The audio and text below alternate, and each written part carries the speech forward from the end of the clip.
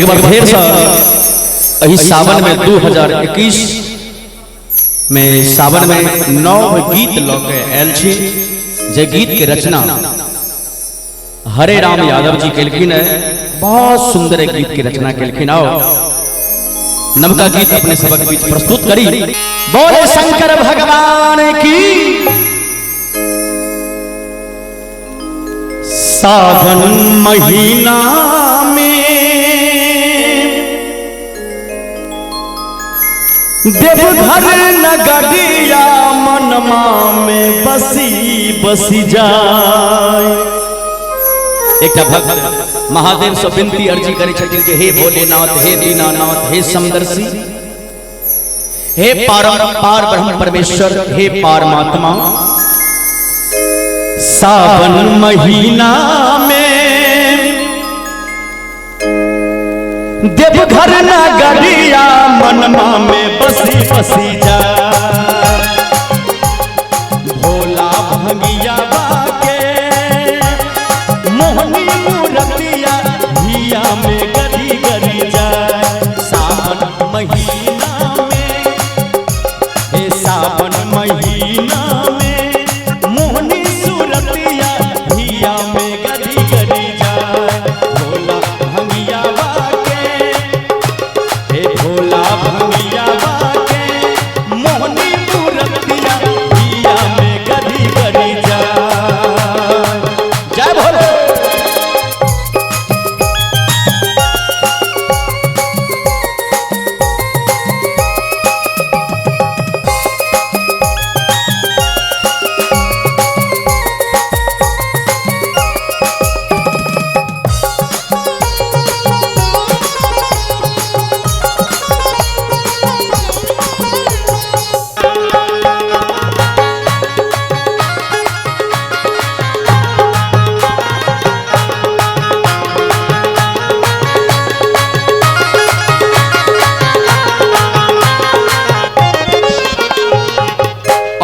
दानी शंभु छै अजबे हिनकर कहानी।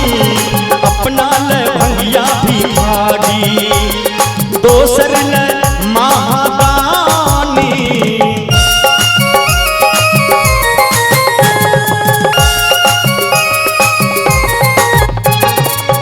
औधर दानी शंभु छै अजबे हिनकर कहानी। अपना ले भंगिया भिखारी, दोसर ले महादानी। बम बम भोला भांगा के गोला, बम बम भोला भांगा के गोला। गंगा जल शिव पर चढ़ाबू, गंगा के दर्शन करू,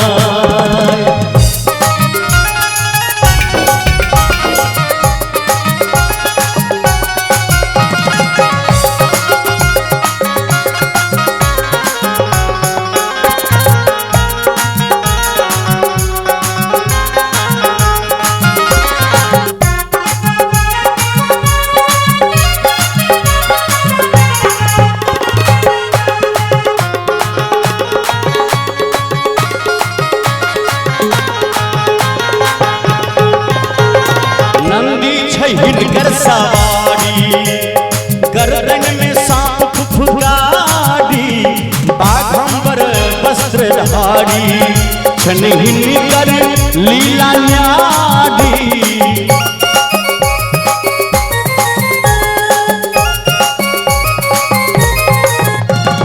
नंदी छै हिनकर सवारी,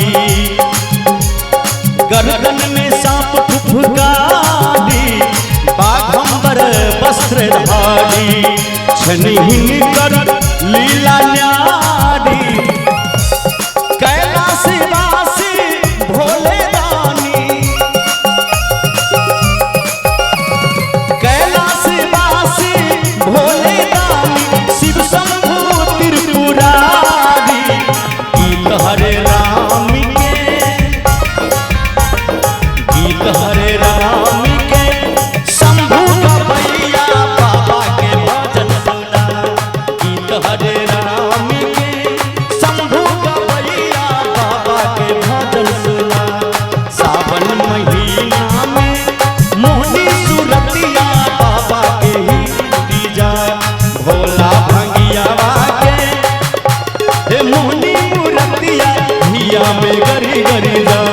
सावन महीना में देवघर नगरिया मनवा में बसी बसी जा। सावन महीना में भोला सूरतिया हिया में गरी गरी जा। सावन महीना में देवघर सूरतिया हिया में गरी गरी जा।